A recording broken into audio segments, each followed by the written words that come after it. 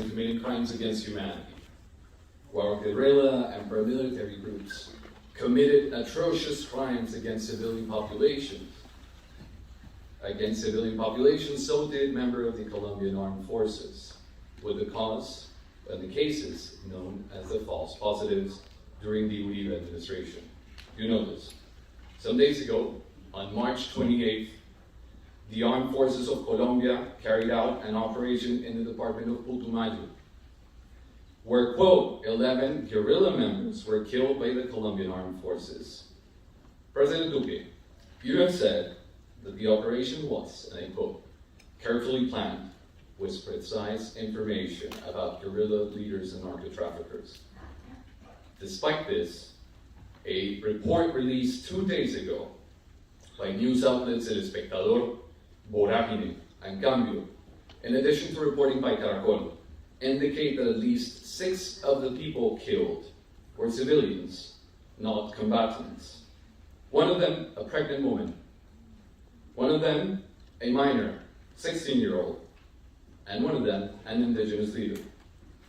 The armed forces of a country are intended to protect the civilian population against harm. They are supposed to be guardians of life, order, and peace. That is why there is honor in being part of an army, according to many. However, in an interview with RCN, the head of the armed forces, General Zapatero, said, and I quote, "This is not the first time pregnant women and minors have been killed. They will continue to be killed if they are combatants." 6 civilians were killed. The soldiers involved appear to have been wearing civilian clothing during the operation, while they also seem to have tampered with the crime scene. Is this honorable?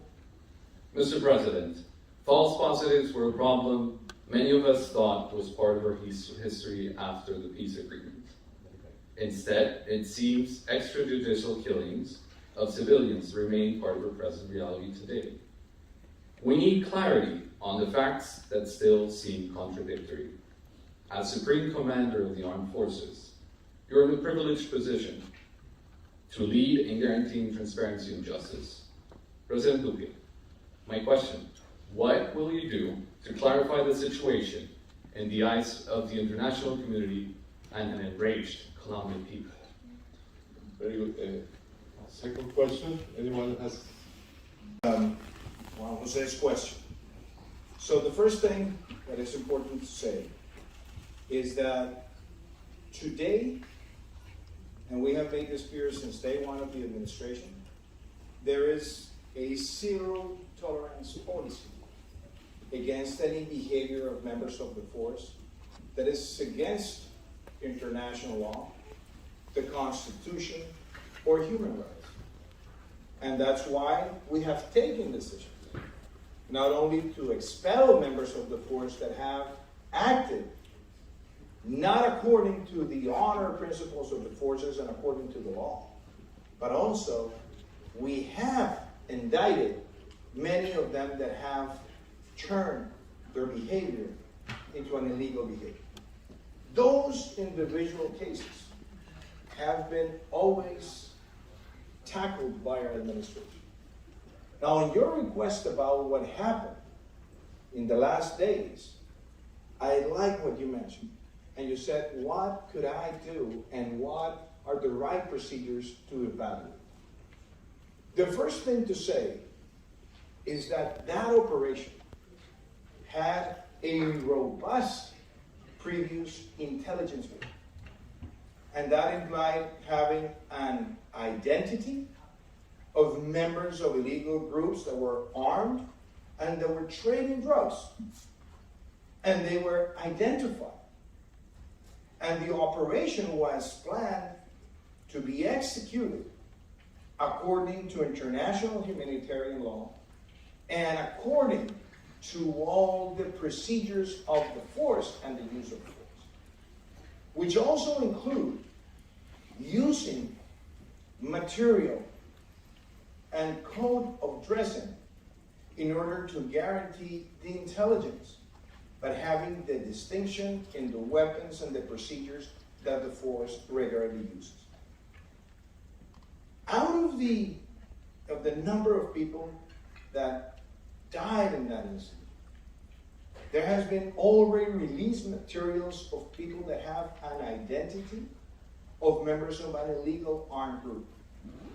But what is more importantly is that the first thing that happened after the battle or the confrontation is that the Attorney General's office that does what we call in Spanish la revisión urgente of the scene not only has the bodies for the ballistic and forensic analysis, but also they have the judicial information of those members of the armed groups that were requested by justice. So what we have said since day one is to respond to all the requests from the Procuraduría, already done, and also from all the requests in los actos urgentes from the Fiscalía and the later investigation. So what has to be now described by the Fiscalía and that has to be sentenced by the Fiscalía is to determine who of them were part of the structure, and if there are any who were not part of the structure, to determine what were the causes and the circumstances of their death, including also that there was a crossfire, and there was also a crossfire from the Ecuador that was released by the Ecuadorian intelligence bodies. So I am the number one person who wants absolute clarity, and that's why I've said it this morning, I said it last week, and I say it today, that the next step, it's the Attorney General's office reconstruction of all the scene. Because it's them to judge, and they are the ones who can clearly determine the circumstances based on their forensic capabilities and also based on their ballistic capabilities.